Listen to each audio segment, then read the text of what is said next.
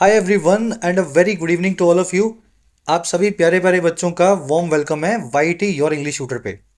मेरा नाम है अमन बहल और द हिंदू के फर्स्ट, ये सेकंड है या फर्स्ट है देख लेना, सेकंड एडिटोरियल को आज कवर करेंगे।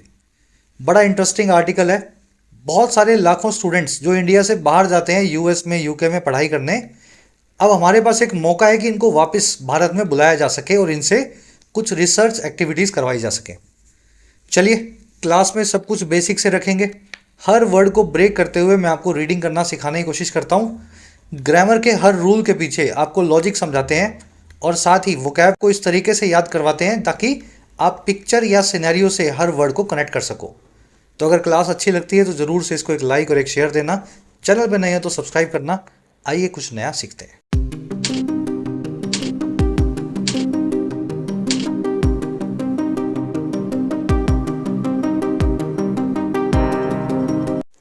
ऑलराइट, कह रहे हैं होम एंड अब्रॉड। होम मतलब घर, अब्रॉड का मतलब होता है फॉरेन लैंड यानी विदेशी जमीन। कह रहे जी घर और विदेश, क्या हुआ भाई घर और विदेश में? हुआ ये कि India must improve research infrastructure to serve its students. कह रहे जी भारत को है ना इम्प्रूव करना ही चाहिए। मस्ट मतलब चाहिए ही चाहिए, इम्प्रूव करना यानी बेहतर बनाना। तो भारत को बेहतर बनाना ही होगा हमारे रिसर्च के इंफ्रास्ट्रक्चर को, हमारी लैब्स को, है ना, जो भी सामान रिसर्च के लिए चाहिए होता है।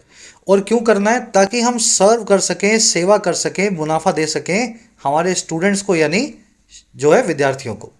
तो भारत से बहुत सारे लोग यूएस कनाडा गए थे पढ़ने, लेकिन आजकल की दुनिया इतनी ज़्यादा खराब हो गई है डोनाल्ड ट्रंप की नीतियों की वजह से कि हर आदमी चाहता है कि यार अपने घर चले जाएं वापस।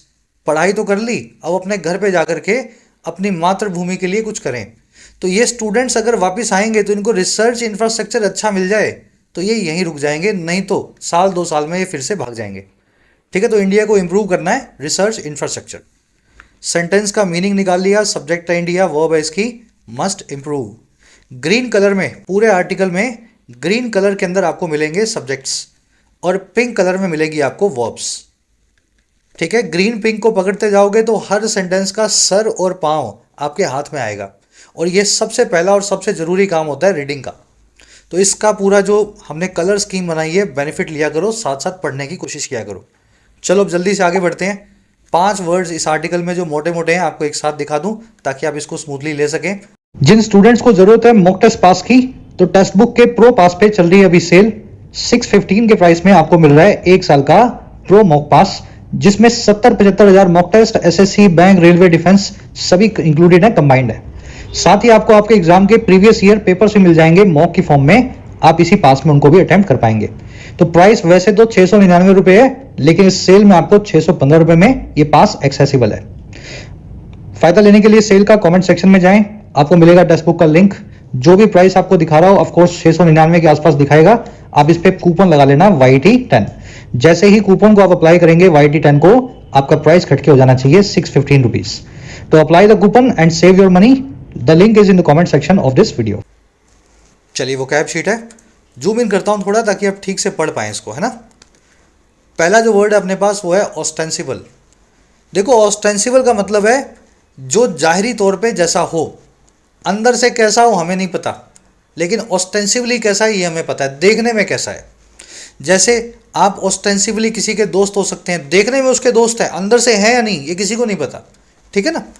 Man made pollution is the ostensible reason behind global warming. आदमी के द्वारा किया गया जो पोल्यूशन है, मैन मेड पोल्यूशन, ये देखने में दिखाई देने वाला ऑस्टेंसिबल रीजन है ग्लोबल वार्मिंग के पीछे का। ये वास्तव में है या नहीं ये तो रिसर्च बताएगी, और रिसर्च कहती है भी वास्तव में, लेकिन अभी ये कह सकते हैं कि ऑस्टेंसिबली दिखाई देने वाले तौर पे ये सबसे बड़ा रीजन है ग्लोबल वार्मिंग का। जो हम एसी चलाते हैं, गाड़ियों से धुआं निकलता है, ये मैन मेड पोल्यूशन है। चलिए थोड़ा सा ट्रिकी वर्ड है ऑस्टेंसिबल। इसकी एडवर्ब फॉर्म होती है ऑस्टेंसिबली। एविडेंट, सीमिंग या क्लियर, जाहिर को इन सभी वर्ड से भी बताते हैं। You will see this adverb in the article today. अगला वर्ड है अपने पास परमिएट। परमिएट का मतलब होता है किसी बैरियर को भेदना और उसके पार जो है ना धीमे धीमे रिस के चले जाना। मैं आपको एग्जांपल दूं। फॉर एग्जांपल आप कपड़े में पानी को डाल लें, कपड़े के अंदर पानी को जो है मतलब कपड़े का कपड़ा लो बड़ा सा, उसमें पानी की 4-5 बूंदे 10-15 घूंट जो है डाल दो, तो वो पानी जो है एकदम से छन के नहीं आएगा, वो धीमे धीमे धीमे धीमे छनेगा, इनफिल्ट्रेट करेगा कपड़े को, और फिर वो सारा पानी जो बाहर आकर के स्प्रेड हो जाएगा। अगर ऐसे पकड़ पाओ तो ये परमिएट वर्ड आपको याद रहेगा, धीमे धीमे छन के किसी है ना बैरियर के पार जाना। Casteism continues to permeate the Indian society. Casteism जो है वो आज भी जारी है, धीमे धीमे छन के पार चले जाने का या अंदर घुस जाने का हमारे समाज के अंदर। चलिए, परमिएट को पेनिट्रेट और परवेड भी बोलते हैं। बहुत एडवांस्ड वर्ड है परमिएट, मुझे पता है आप पहली बार देख रहे होंगे, आज के आर्टिकल में इस वर्ड को आप देखने वाले हैं। जब ये आएगा मैं फिर से आपको एग्जांपल्स दूंगा इसके। अगला वर्ड अपने पास सेगवे। सेगवे का मतलब होता है एक ट्रांजिशन, एक अवस्था से दूसरी अवस्था में। जैसे मैं आपको कोई ऐसा जोक सुनाऊं, आप जोर जोर से हंसने लगो, और हंसते हंसते मान लीजिए उस जोक के बाद मैंने एक और जोक मारा, आपको गुस्सा आ गया, हंसते हंसते अचानक से आप गुस्सा हो गए। तो ये जो स्मूथ सा ट्रांजिशन हुआ, होता है ना कभी बार, हंस रहे हो अचानक से गुस्सा आ गया, रो रहे हो अचानक से हंसी आ गई, तो ये स्मूथ सा जो ट्रांजिशन होता है एक अवस्था से दूसरी अवस्था में, इसको अंग्रेजी में बोलते हैं segue. After the sad scene the movie segued into a happier moment. इस सैड सीन के बाद में, इस उदासी भरे सीन के बाद मूवी जो है ट्रांजिशन कर गई या किसी दूसरी अवस्था में चली गई, स्टेट में चली गई, और वो कौन सी थी, हैप्पियर मोमेंट की या फिर खुशी के पलों की। तो चलिए, नया वर्ड है आपके लिए, ये भी आप आर्टिकल में आज देखेंगे। सेकंड लास्ट वर्ड है आज का, लेवरेज। देखिए, लेवरेज होती है एक ऐसी चीज़ जिसका आप फ़ायदा उठा सके, या तो वो इन्फ्लुएंस हो, कोई भी ऐसी चीज़ जो आपके पास हो, चाहे आपकी हो या ना हो, किसी और के पास हो, लेकिन आपको लगे कि आप उसका फ़ायदा उठा सकते हैं, वो होती है लेवरेज। इसको नाउन और वर्ब दोनों फॉर्म में यूज़ कर सकते हैं। यूज़ करके दिखाऊंगा तो और अच्छे समझ में आएगा। Businessman fund political parties to gain political leverage. Businessman लोग जो हैं पॉलिटिकल पार्टीज़ को फंड करते हैं, सियासी पार्टीज़ को पैसा देते हैं ताकि उनको पॉलिटिकल लेवरेज मिल सके, पॉलिटिक्स के अंदर उनको फ़ायदा मिल सके। You need to leverage your expertise to get a good job in today's market. यहाँ पे मैंने लेवरेज वर्ड को वर्ब फॉर्म में यूज़ किया है। आपको ज़रूरत है कि आप फ़ायदा उठाएं या लेवरेज करें आपकी कार्यकुशलता का, एक्सपर्टीज़ का, नॉलेज का, और क्यों, एक अच्छी नौकरी पाने के लिए आजकल के बाज़ारों में। तो चलिए, फ़ायदा उठाना या फ़ायदा उठाने वाली चीज़ अंग्रेजी में लेवरेज होती है, और ये वर्ड आर्टिकल में देखेंगे। लास्ट वर्ड है अपने पास, पुट ऑफ। फ्रेजल वर्ब है ये भी, और एडवांस्ड है। एडवांस्ड इसलिए है क्योंकि इस फ्रेजल वर्ब के दो मीनिंग्स हैं। पहला मीनिंग है किसी चीज़ को डिले करना, पोस्टपोन करना। आपका एग्ज़ाम था 15 मई को, अब 15 मई की जगह 15 जून को होगा, तो यानी आपके एग्जामिनेशन एजेंसी ने एग्ज़ाम को पुट ऑफ कर दिया है, डिले कर दिया है, पोस्टपोन कर दिया है। दूसरा मीनिंग क्या है जी इसका, किसी चीज़ से आपको बहुत ज़्यादा डिसलाइक या डिस्टेस्ट आए, उसको देख करके वो चीज़, उस चीज़ को देख करके आपको बहुत घृणा फील हो, अंदर से खराब फील हो, तो वो चीज़ भी आपको पुट ऑफ करती है। We had to put off the meeting because the manager was sick. हमें पुट ऑफ करना पड़ा या फिर आगे धकेलना पड़ा मीटिंग को, और क्यों, क्योंकि मैनेजर जो था वो बीमार था, तो इसमें आपने पोस्टपोन किया। दूसरा वाला भी देखो, his rude tone really put me off. उसकी जो रूड टोन थी, खराब ढंग था जो बातचीत करने का, उसने मुझे सच में पुट ऑफ कर दिया, मेरे मुंह में, मेरे जो है मन में कड़वाहट भर दी, है ना। आप पुट ऑफ हो गए तो बस उस चीज़ की तरफ आपका देखने का मन भी नहीं करेगा। तो उसका बिहेवियर या टोन ऐसा था कि उसने मुझे पुट ऑफ कर दिया। चलिए, होपफुली ये नई फ्रेजल वर्ब सबकी सब आपके दिमाग में बैठ रही होंगी। होल्ड ऑफ और एडजॉर्न करना भी किसी चीज़ को पोस्टपोन करने को बोलते हैं, ये भी इसके सिनोनिमस है। और किसी को अगर डिसलाइक कॉज करें आप, किसी के मन में घृणा भर दें, तो उसको भी टर्न ऑफ करना बोलते हैं, पुट ऑफ का दूसरा मीनिंग। चलो, वो कैब शीट आपको टेलीग्राम से मिल जाएगी, लिंक दिया हुआ है फर्स्ट कमेंट में, डाउनलोड कर लेना। समरी ये है कि डोनाल्ड ट्रंप की नीतियों की वजह से जीनोफोबिया फैला हुआ है पूरे अमेरिका में। जीनोफोबिया यानी बाहर से आने वाली चीज़, लोग, सभी के खिलाफ हेट्रेड। और ये हेट्रेड इस कदर तक फैल गई है कि हमारे यहाँ से जो स्टूडेंट्स अमेरिका में जाते हैं, उनके पास भी ऐसा लग रहा है कि वापस भारत में आने के कोई चारा बचा नहीं है। बहुत सारी स्कीम्स हैं जो उनके लिए ख़त्म हो चुकी हैं, उनको वहाँ पर रहना बहुत महंगा रहेगा। तो इन सब समस्याओं की वजह से ऐसा हो सकता है कि कुछ स्टूडेंट्स जो अमेरिका में बढ़िया बढ़िया अच्छी अच्छी पढ़ाई करें और भारत में वापस लौटना चाहें। लेकिन हमारा आर्टिकल ये कह रहा है कि वो भारत में रुकेंगे नहीं, आ गए तो उनको अच्छा लाइफस्टाइल देना सरकार की जिम्मेदारी है, रिसर्च अपॉर्चुनिटीज़ मिले, अच्छी लैब्स मिले, तभी वो रुकेंगे, नहीं तो फिर साल 2 साल में वो फिर से किसी कंट्री में चले जाएंगे। तो इसी अपॉर्चुनिटी की बात कर रहा है, थोड़ा कंसर्न है हमारे स्टूडेंट्स को लेकर के, कंसर्न टोन में लिखा हुआ आर्टिकल है। शुरू करते हैं अब इसको, आपको इंटरेस्टिंग लगेगा। फर्स्ट पैराग्राफ है, वीडियो को कर दें पॉज और आराम से इसको पढ़ के मीनिंग निकालें। पहले खुद से मीनिंग निकालोगे, फिर मैं जब पढ़ूं तो मेरे साथ में मैच करना। चलिए, कह रहे the ongoing programme of revoking the visas of foreign students in the US, ostensibly for opposing the country's foreign policy, is a direct outcome of the xenophobic tendency in the Trump administration. एक ही sentence है ये, कह रहा है जो on going यानी जारी programme है या स्कीम है, और कौन सी स्कीम है भाई, रिवोक कर देने की या फिर कैंसिल कर देने की। रिवोक करना यानी कोई चीज़ पहले आपने दे दी फिर उसको वापस मांग रहे हो, तो कह रहा है जी देने के बाद वापस ले लेने की जो प्रोग्राम है। और क्या देना, वीज़ा को, और किसके लिए, फॉरेन स्टूडेंट्स के लिए, बाहर से आने वाले जो है विद्यार्थियों के लिए। और ये हो कहाँ रहा है, कह रहा है ये हो रहा है जी अमेरिका में। कह रहा है ये काम इसलिए हो रहा है ऑस्टेंसिबली, जाहिर तौर पे, ऐसा हमें लगता है देखने में, जाहिर तौर पे इसलिए हो रहा है। और किस लिए, अपोज करने की वजह से, खिलाफत दिखाने की वजह से कंट्री के फॉरेन पॉलिसी को, अमेरिका की विदेश नीति को। कह रहा है ये जो प्रोग्राम है ना इस तरह का कि किसी स्टूडेंट ने अगर फेसबुक पे कुछ लिख दिया ट्रम्प के बारे में तो उसका वीज़ा जो है ट्रम्प उससे ले लेंगे। कह रहा है ये प्रोग्राम एक डायरेक्ट आउटकम है, एक सीधा सीधा नतीजा है, और किसका, एक ऐसी टेंडेंसी का, प्रवृत्ति का या आदत का जो जीनोफोबिक है, जो विदेशी या बाहर से आने वाली चीज़ों से नफरत करती है। और ये टेंडेंसी आपको दिखेगी ट्रम्प के एडमिनिस्ट्रेशन में, ट्रम्प की सरकार में। तो ट्रम्प क्या चाहते हैं, अमेरिका सिर्फ अमेरिकन के लिए हो, मेक अमेरिका ग्रेट अगेन। ये चाइनीज़, इंडियन, पाकिस्तानी, बांग्लादेशी क्या कर रहे हैं यहाँ, तो इनके वीज़ाज इनसे लिए जा रहे हैं, बीच पढ़ाई के इनको घर भेजा जा रहा है। और इसलिए भेजा जा रहा है क्योंकि कभी किसी स्टूडेंट ने किसी साल में ट्रम्प के खिलाफ कुछ लिख दिया होगा ट्विटर पे, फेसबुक पे, तो ये सब उनकी पूरी जो है ना इन्वेस्टिगेशन करके वीज़े उनसे ले रहे हैं। तो ये प्रोग्राम जो है ना सीधे सीधे एक नतीजा लगता है कि ट्रम्प की टेंडेंसी कितनी जीनोफोबिक है, कितना वो बाहर वाले लोगों और उनकी चीज़ों को नफरत करते हैं। चलिए, प्रोग्राम है, सब्जेक्ट नाउन है, एक सिंगुलर नाउन है तो सिंगुलर वर्ब है इसकी। टेंडेंसी आपकी प्रवृत्ति है, रुझान है।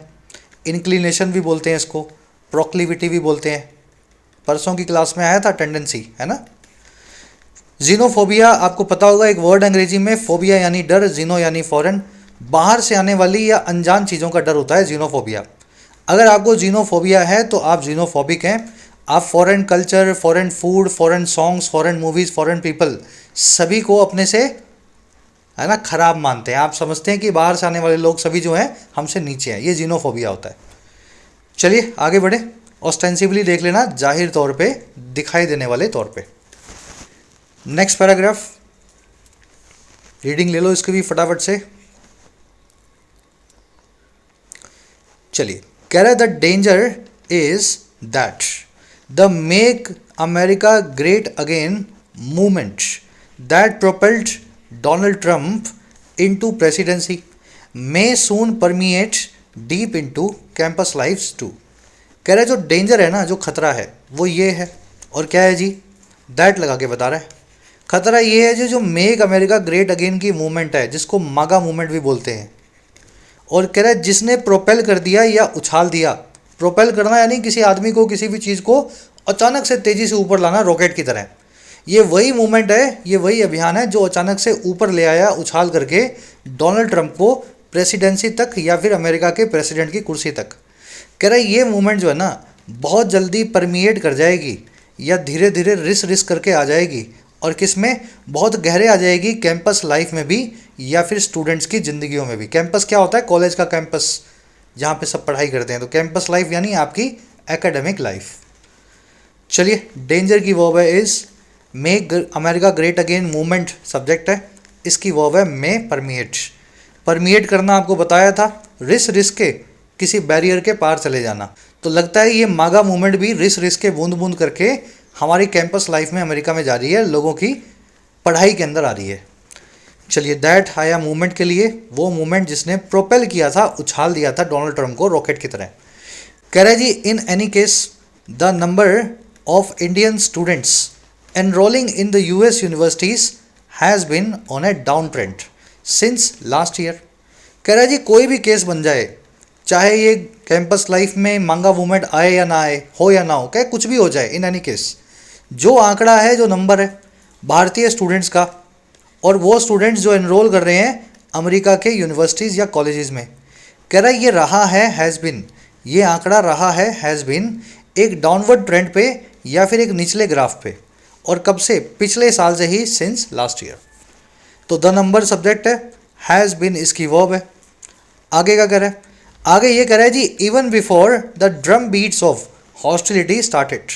कह रहा है ये तब हो रहा है, यहाँ तक कि जब, और किससे पहले, जो ड्रम बीट्स हैं या जो साइंस या इंडिकेशंस हैं हॉस्टिलिटी के या फिर कड़वाहट के, दुश्मनी के, वो शुरू हुए या स्टार्ट हुए।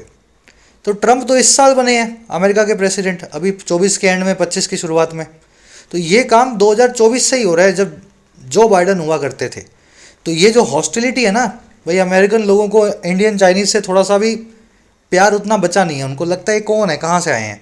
तो ये हॉस्टिलिटी जो शुरू हुई है 2025 में ट्रंप के आने के बाद, स्टूडेंट्स का कम होना तो उससे पहले ही शुरू हो चुका था, even before the drum beats of hostility started. अब ये ड्रम बीट क्या होती है भाई, याद करने की ज़रूरत नहीं है। आप जब किसी चीज़ को अनाउंस करते हैं, लॉन्च करते हैं, तो एक ड्रम सा बजता है ना, फिल्मों में देखना आप, भाई इस साल का विनर कौन है, तो एक ड्रम बजेगा। तो वो ड्रम बीट क्या होती है, किसी चीज़ का साइन बताती है या किसी चीज़ के आगमन को, अराइवल को इंडिकेट करती है। तो कह रहा है इसी तरीके से हॉस्टिलिटी का जो बिगुल है वो बजना शुरू ही नहीं हुआ था, उससे पहले ही इंडियन स्टूडेंट का आंकड़ा कम होने लगा। समझ आ गया सेंटेंस? चलो आ जाओ आगे बढ़ते हैं, देख लो आराम से इसको। चलिए, कह रहा है Indian students are already finding other countries such as Germany attractive for lower cost and greater flexibility. कह रहा है जो भारतीय स्टूडेंट्स हैं वो पहले से ही फाइंड कर रहे हैं या पा लेते हैं। क्या कर रहे हैं भाई फाइंड, वो दूसरी कंट्रीज़ को, देशों को, जैसे कि जर्मनी की बात कर रहा है, सच एज जर्मनी, और इनको पाते हैं बहुत ज़्यादा अट्रैक्टिव या लुभावना, लोअर कॉस्ट की वजह से और ज़्यादा फ्लेक्सिबिलिटी की वजह से। फ्लेक्सिबिलिटी किस चीज़ में है, to self fund their education through work, कि वो खुद से ही फंड कर सकें अपनी एजुकेशन को, खर्चा उठा सकें अपनी पढ़ाई का इन देशों में, काम के जरिए, वर्क के जरिए।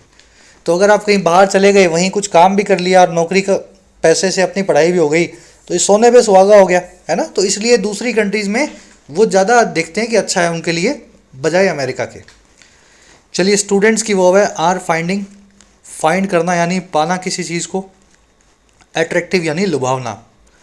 कह रहे जी enrolment figures for September this year will demonstrate how attractive the US still is for Indian students.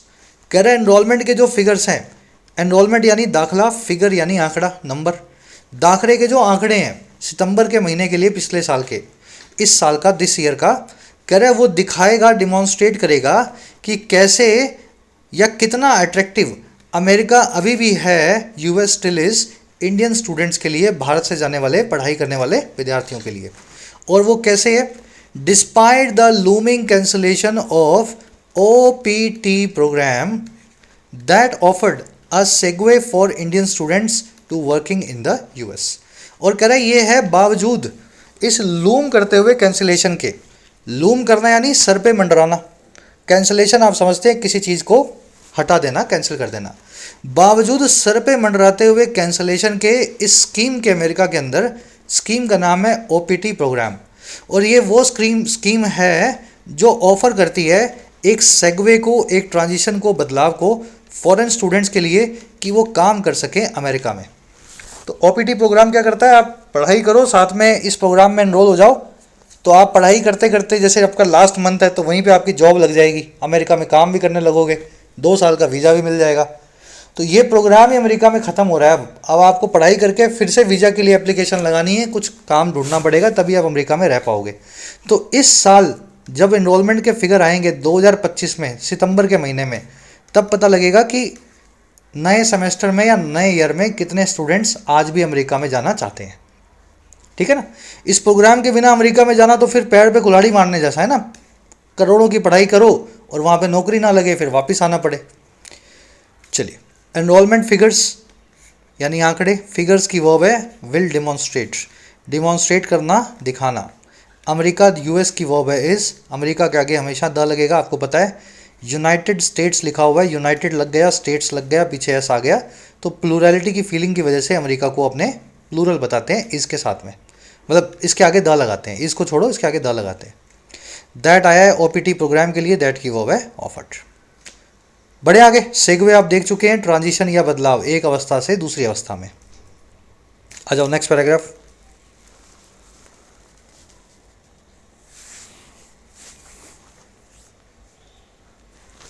कह रहे जी ऑल दिस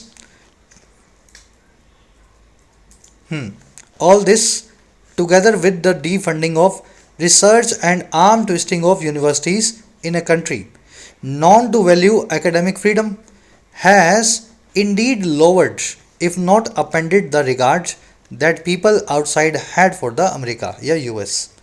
कह रहा है ये सब कुछ जो देख रहे हैं ना हम, जो भी पीछे आपको बताया गया, और किस चीज़ के साथ, कह रहा है टुगेदर विद, साथ ही साथ उस डी फंडिंग के, डी फंड करना यानी फंड की कमी कर देना, किसी चीज़ में 100 की जगह 50 ही भेजोगे, जो फंड की कमी की जा रही है रिसर्च के अंदर अमेरिका में। और आर्म ट्विस्टिंग जो हो रही है, आर्म ट्विस्ट करना यानी किसी की बाजू मोड़ के उसको प्रेशराइज करना, अपने भी कर लेते हैं किसी की बाजू पकड़ के उसको मोड़ के उससे जो काम करवाना है। और कह रहे हैं जो प्रेशराइज किया जा रहा है या आर्म ट्विस्टिंग हो रही है यूनिवर्सिटीज़ की अमेरिका में, एक ऐसी कंट्री में जो जाना जाता है कि वो वैल्यू करता था एकेडमिक फ्रीडम को या फिर विद्यार्थी जीवन में आज़ादी को। कह रहा है ये सब कुछ आर्म ट्विस्टिंग के साथ साथ यूनिवर्सिटीज़ की और रिसर्च में पैसे की कमी के साथ साथ इसने सच में लोअर कर दिया है या कम कर दिया है। अगर अपेंड नहीं भी किया हो, औंधा नहीं भी किया हो, अपेंड करना यानी औंधा करना, सिर नीचे पाँव ऊपर, और किसको, रिगार्ड को, उस इज्जत को जो पीपल थे बाहर वाले या आउटसाइड वाले रखते थे अमेरिका के लिए।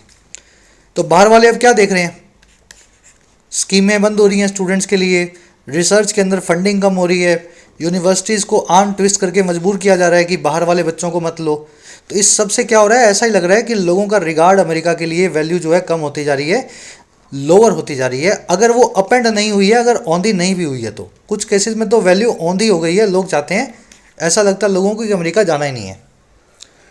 चलिए, सेंटेंसेस थोड़े कॉम्प्लिकेटेड हैं, लंबे हैं। ऑल दिस में दिस जो है बनेगा सब्जेक्ट, वो बनेगी इसकी हैज़ लोअर्ड। अपेंडेड, अपेंड करना, किसी चीज़ को औंधा करना। पहले आपको बहुत इज्जत थी किसी के लिए, अब उसके लिए आपके मन में बेइज्जती के भाव है, तो समझ गए ना, सीधे उल्टी हो गई, बिल्कुल अपेंड हो गई, सर औंधा हो गया। पीपल आउटसाइड की वर्ब है, पीपल की वर्ब है हैड। कह रहे many countries have sought to leverage the decline of the US as a destination for talent. कह रहे जी बहुत सारी कंट्रीज़ ने सॉट किया है, कोशिश की है कि वो लेवरेज करें, फ़ायदा उठाएं। याद है ना, लेवरेज करना, किसी चीज़ का बेनिफिट लेना, कि वो बेनिफिट लें इस गिरावट को, इस डिक्लाइन को, जो है अमेरिका का एक डेस्टिनेशन या मंजिल के तौर पे टैलेंट की। तो पहले सारा टैलेंट अमेरिका जाना चाहता था, आज की डेट में टैलेंट अमेरिका कम जाएगा। तो बहुत सारी कंट्रीज जो हैं उन्होंने कोशिश की है कि वो इस चीज़ का लेवरेज करके कुछ फ़ायदा उठा सकें। समझ गए ना। चलो, कंट्रीज़ की वर्ब है हैव सॉट, परफेक्ट टेंस लगा हुआ है प्लस में V3। सीक वर्ब की थर्ड फॉर्म है सॉट, सीक करना, किसी चीज़ को पाने या मांगने की कोशिश करना, सीक सॉट सॉट। लेवरेज करना, किसी चीज़ को यूटिलाइज करके फ़ायदा उठाने की कोशिश करना, उसको। डिक्लाइन होती है गिरावट। डेस्टिनेशन है आपकी मंजिल, आपका मुकाम। चलो आराम से रीड करो इसको।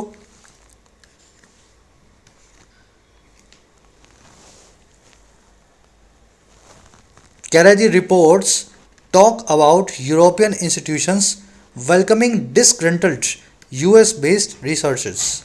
बहुत सारी रिपोर्ट्स इस बारे में बातचीत करती हैं या बताती हैं, और किस बारे में, यूरोपियन इंस्टीट्यूशंस के वेलकम करने के बारे में या स्वागत करने के बारे में, ऐसे रिसर्चर्स का जो यूएस बेस्ड हैं और जो डिसग्रंटल्ड हैं, जो आज की डेट में नाराज़ हैं, अनहैप्पी हैं, कंप्लेंट हो रही है उनको, बहुत सारी शिकायतें हैं। तो रिपोर्ट्स हमें ये बताती है कि यूरोप की यूनिवर्सिटीज़ ऐसे सभी साइंस के रिसर्चर्स को जो अमेरिका में बेस्ड है लेकिन अमेरिका में परेशान है, उनको वेलकम कर रही हैं, अपने पास बुला रही हैं। Ironically noting that scientist and researchers fleeing persecution greatly contributed to American progress in the past. कह रहा है और ये रिसर्च जो ये बता रही है ना, ये उपहास या व्यंग भरे तौर पे नोट करते हुए बता रही है, और किस चीज़ को, कि बहुत सारे साइंटिस्ट और जो रिसर्चर्स थे जो फ्ली करके भागे थे प्रताड़ना को, प्रोसिक्यूशन को अपनी होम कंट्री में। कह रहे इन्हीं लोगों ने बहुत बड़े स्केल पे कंट्रीब्यूट किया था, और कहाँ पे, अमेरिका की प्रोग्रेस में, तरक्की में, पिछले पास्ट में 50-100 सालों में। तो अमेरिका ग्रेट बना कैसे? किसी और कंट्री में किसी साइंटिस्ट को सताया गया, वो अपने देश से भागा, अमेरिका ने उसको पनाह दी, फिर अमेरिका में जाकर के उसने नासा में काम किया, कोई रॉकेट बनाया, कोई उसने सैटेलाइट बनाई। आज वही अमेरिका से वो रिसर्चर्स परेशान है, और यूरोप चाहता है कि अब उनको हम अपने पास बुला लें। तो एक ये आयरॉनिक बात है, जिस चीज़ ने आपको खड़ा किया था आज वही चीज़ से आप गिर रहे हैं। वही चीज़ समझ गए ना, जिस चीज़ का फ़ायदा उठा के आप आगे आए थे, आज उसी चीज़ का फ़ायदा आपसे उठाया जा रहा है। चलिए, रिपोर्ट्स की वर्ब है टॉक अबाउट करना, किसी चीज़ के बारे में बात करना। आयरनी आप समझते हैं, व्यंग या उपहास, किसी चीज़ के अंदर का कॉन्ट्रास्ट। ठीक है। नोटिंग यानी नोट करते हुए, वर्ब की आईएनजी फॉर्म, प्रेजेंट पार्टिसिपल है। जब ये रिपोर्ट टॉक अबाउट करेगी तब इस चीज़ को नोट भी कर रही है। साइंटिस्ट एंड रिसर्चर्स की वर्ब है कंट्रीब्यूटेड, इन दोनों ने मिलकर कंट्रीब्यूट किया, योगदान दिया। फ्ली करना यानी कहीं से जान बचा के भागना, FLEE, कहीं से जान बचा के भागना। कह रहा है जी, for a while now Indian returnees have been driven in part towards a desire to come back home और इवन सर्व देयर मदरलैंड। कह रहा है जी, पिछले कुछ वक्त से, फॉर अ वाइल, आज तक है ना, फॉर अ वाइल नाउ, बहुत सारे जो इंडियन रिटर्नीज हैं, रिटर्नी मतलब जो रिटर्न करे, इंडियन यानी भारतीय, भारत में वापस आने वाले जो लोग हैं वो ड्रिवन हुए हैं इस चीज़ से, वो इस चीज़ से इनकरेज हुए हैं। और कह रहे हैं आंशिक तौर पे इन पार्ट्स, और किस चीज़ से, जो थी टूवर्ड्स, उस डिज़ायर की तरफ, उस ख्वाहिश की तरफ जो कम बैक होम आने की थी या घर आने की थी, और यहाँ तक कि सर्व करने की थी अपनी मातृभूमि को, मदरलैंड को। कहना ये चाह रहा है कि भारत में बहुत लोग रिटर्न होते हैं, लेकिन मोस्टली उनका रिटर्न होने का रीज़न यही होता है कि वो भारत की याद उनको बहुत आती है, उनका डिज़ायर है कि भारत में बसें, अमेरिका पढ़ाई करें, वापस भारत में आ जाएं, और यहाँ तक कि सर्व करें या सेवा दें हमारी जन्मभूमि को, मदरलैंड को, जहाँ पे पैदा हुए थे। तो ये रीज़न है लोगों का भारत में आने का अभी तक। तो इंडियन रिटर्नीज की वो है हैव बिन ड्रिवन, वो ड्रिवन हुए हैं पैसिव वॉइस में। इन पार्ट यानी आंशिक तौर पे, फुल्ली नहीं, ये एक आंशिक हिस्सा है उनके वापस आने का। आंशिक समझते हैं ना, एक पार्ट है, एक छोटा सा हिस्सा है। डिज़ायर है आपकी इच्छा, आपकी ख्वाहिश। मदरलैंड होती है आपकी मातृभूमि, वो ज़मीन जहाँ पे जो आपकी माँ है ना, मदरलैंड। चलिए, मदरलैंड से कई सारे वर्ड्स बनते हैं जिनके लास्ट में लैंड होता है। हिंटरलैंड, मेनलैंड, याद है कि नहीं? हिंटरलैंड और मेनलैंड दो ही याद कर लो, वैसे तो हाईलैंड भी है, वेटलैंड भी है।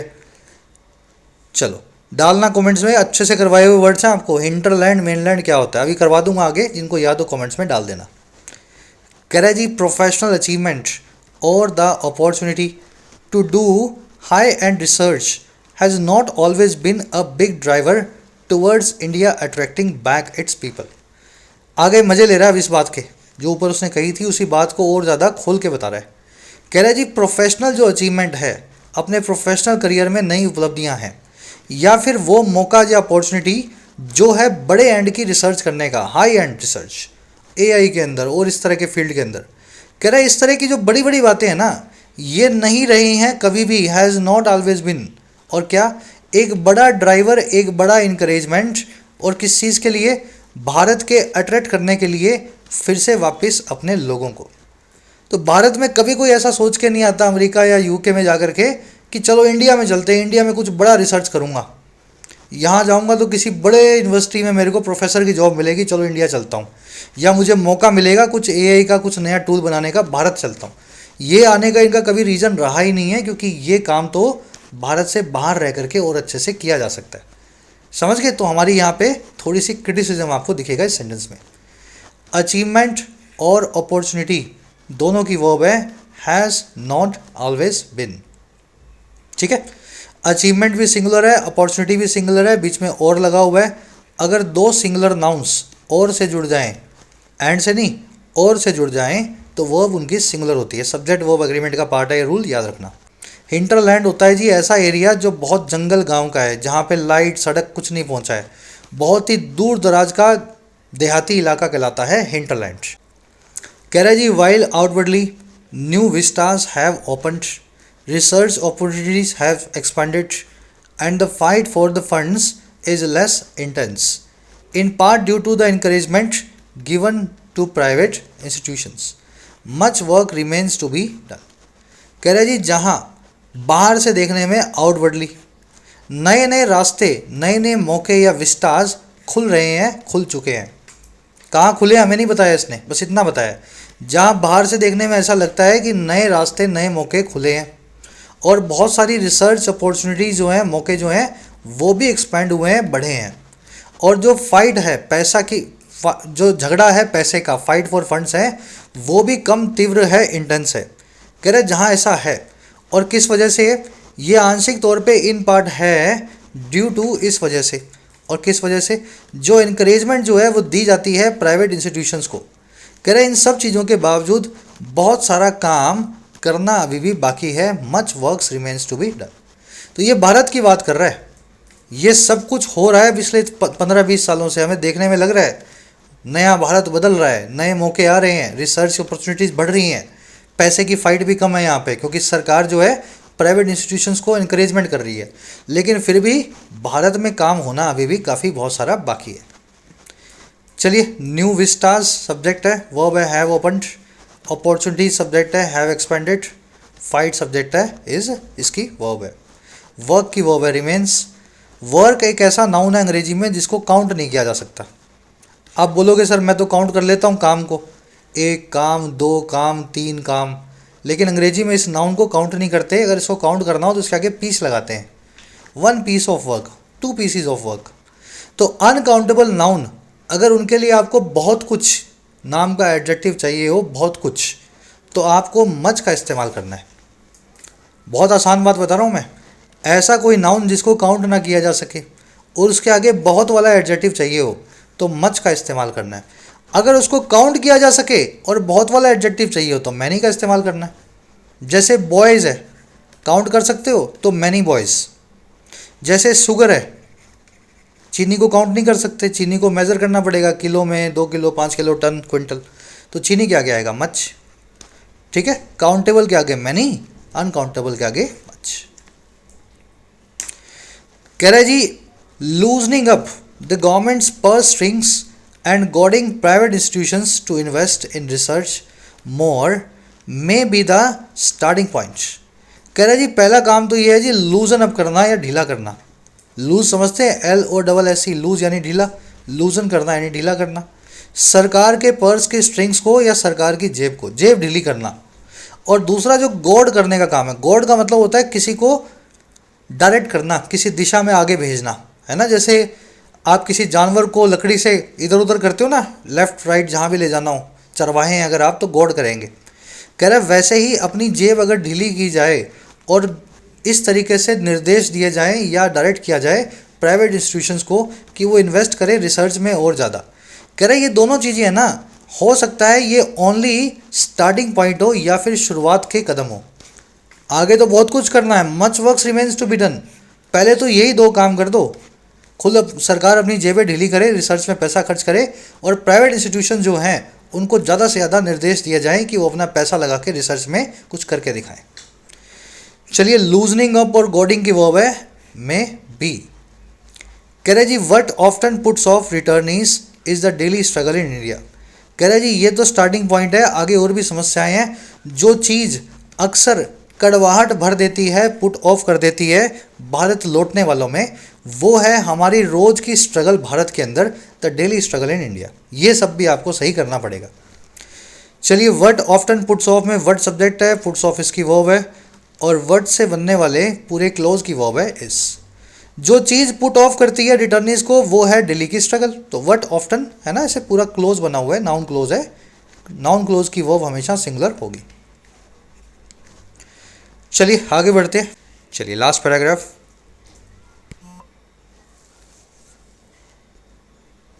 कह रहा है जी the struggle not only characterises everyday social life but also the work place. कह रहा है जो स्ट्रगल है भारत में ना केवल वो करेक्टराइज करती है, उसका करेक्टर है हर रोज़ की एवरीडे की सोशल लाइफ, बल्कि वर्क प्लेस भी या काम करने की जगह भी। हमारी स्ट्रगल आपको ना केवल घर परिवारों में मिलेगी भारत के अंदर, बल्कि ऑफिसेज में भी बहुत स्ट्रगल होती है। स्ट्रगल की वर्ब है करेक्टराइजेस, नॉट ओनली बट ऑल्सो। अगर कॉन्सेप्ट आपको आता हो तो उसके हिसाब से यहाँ पे होगी ये एरर। नॉट ओनली के बाद में आपने वर्ब रखी है, बट ऑल्सो के बाद में आपने नाउन रखा है। समझ पा रहे हो ना, दोनों के बाद एक ही तरह के वर्ड्स होने चाहिए। तो struggle characterises not only everyday life but also the work place. ये करेक्टराइज जो है नॉट ओनली से पहले आएगा ताकि दोनों nouns not only but also से कनेक्ट हो सके। कह रहा है कोलैबोरेशन बिटवीन इंस्टीट्यूशंस और even across departments is a tough sell. कह रहे जो कोलैबोरेशन का काम है, सहयोग का काम है इंस्टीट्यूशंस के बीच में, और यहाँ तक कि एक ही इंस्टीट्यूशन में डिपार्टमेंट्स के बीच में, ये भी एक टफ सेल है। ऐसी चीज़ है जिसको मनाना करवाना बहुत मुश्किल है। अंग्रेजी में सेल वर्ड का मतलब होता है किसी को कुछ बेचना या किसी से कुछ मनवाना या करवाना। समझ पा रहे हो? तो टफ सेल मतलब ये काम करवाना भी बड़ा मुश्किल है। भारत के ऑफिसेज में लोग एक दूसरे से सहयोग करने को तैयार नहीं होते हैं, और बिल्कुल सच बात है। कोलैबोरेशन की वर्ब है कह रहा है the suffocating social norms and hierarchies are a downer. कह रहा है फिर सफोकेट करने वाली, गला घोंटने वाली जो सामाजिक नीतियां हैं, नॉर्म्स हैं, और जो हायरार्कीज हैं, जो पूरा सिस्टम बना हुआ है, ये कास्ट का आदमी सबसे ऊपर, ये धर्म का आदमी सबसे ऊपर, फिर उसके नीचे ये कास्ट, फिर ये धर्म। अंग्रेजी में इसको बोलते हैं हायरार्की, है ना। ऐसे ऐसे पूरा चार्ट बनाओ। कह रहे समाज की जो नॉर्म्स हैं सफोकेट करने वाली, गला घोंटने वाली, और जो हायरार्की हैं वो भी एक डाउनर हैं, एक डिप्रेशन लाने वाली चीज़ है। डाउनर अंग्रेजी में ऐसी दवाइयाँ होती हैं जो आपको काम करें, दिमाग को शांत करें, ठीक है ना। जो आपको या तो दिमाग को शांत कर देंगी, या अगर आप पहले से शांत है तो आपको डिप्रेशन में ले आएंगी। इस तरह की दवाइयों को बोलते हैं डाउनर। सोशल नॉर्म्स की वर्ब है, हायरार्कीज की वर्ब है हार। कह रहा है जी lastly the academic freedom that Indians are used to enjoying elsewhere will need to be recreated. कह रहा है सबसे आखिर में जो एकेडमिक फ्रीडम है, अकादमिक्स जो है स्वतंत्रता है, कुछ भी लिखने की, कुछ भी पढ़ने की, कुछ भी रिसर्च करने की। कह रहा है जिसको इंडियंस बहुत यूज टू हैं, आती हैं, या इन्जॉय करने के, जो है मज़ा लेने के दूसरी जगहों पे भारत से बाहर। कह रहा है ये फ्रीडम भी है ना, ज़रूरत होगी इसको कि यहाँ पे रिक्रिएट किया जाए, भारत में भी ऐसी फ्रीडम जो है रिसर्चर्स को मिले। अमेरिका में जाके तो कुछ भी कर लेते हैं, कुछ भी पढ़ लो, कुछ भी लिख लो। भारत में आप ऐसा नहीं कर सकते, तो ये करना पड़ेगा इनके लिए। फ्रीडम की वर्ब है विल नीड, इंडियंस की वर्ब है आर। यूज टू होना, किसी चीज़ का आदि होना। इसके बाद एक ग्रामर कॉन्सेप्ट है, पहले इसको पूरा करते हैं पैराग्राफ को, फिर कॉन्सेप्ट मैं आपसे शेयर करता हूँ, ठीक है। यूज टू कह रहा जी that would require a complete overhaul in the government's attitude to liberal values. कह रहा है इसके लिए ज़रूरत होगी, ये चीज़ रिक्वायर करेगी एक पूरे तरीके से ओवरहॉल या कायाकल्प। ओवरहॉल होता है जी मेजर इम्प्रूवमेंट, बहुत बड़े स्केल पे बदलाव। तो इसके लिए ज़रूरी होगा एक बहुत बड़ा कायाकल्प हमारी गवर्नमेंट के एटीट्यूड में, नज़रिए में, लिबरल वैल्यूज़ को लेकर के, और किस चीज़ को लेके, एंड टुवर्ड्स फॉरेनर्स, फॉरेनर्स को भी लेकर के। कह रहा है जी विच ऑफ्टन बॉर्डर्स ऑन द ट्रम्पियन। कह रहा है ये वही एटीट्यूड है हमारी सरकार का भी जो ऑफन या अक्सर बॉर्डर ऑन करता है या दहलीज पे होता है ट्रम्पियन एटीट्यूड के, ट्रंप के नज़रिए के।